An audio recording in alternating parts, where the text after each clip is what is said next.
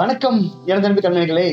நாம் ஒத்த தன்மையுள்ள சொற்களை நாம் ஒவ்வொன்றாக விளக்கி கொண்டு வருகின்றோம். அந்த அடிப்படையிலே கடந்த பதிவில் வினா எழுப்பியிருந்தேன்.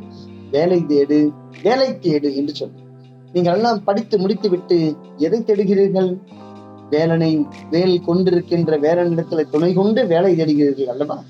வேலை தேடு என்று சொன்னால் நான் முடித்துவிட்டு வேலையை தேடுகிறேன் என்று பொருள். அங்கு ஒற்று மிகுத்து எழுதக்கூடாது.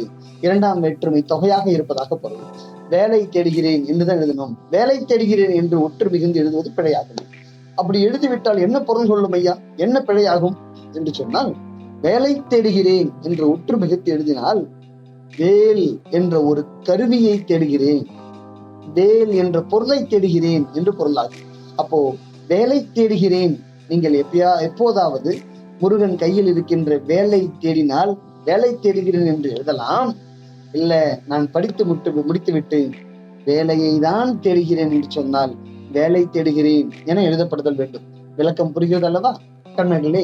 இன்றைய பதிவிற்கான கேள்வி எல்லாம் புறம் புறம் என்று சொல்கிறோம். ஒத்த தன்மையுடைய சொல்.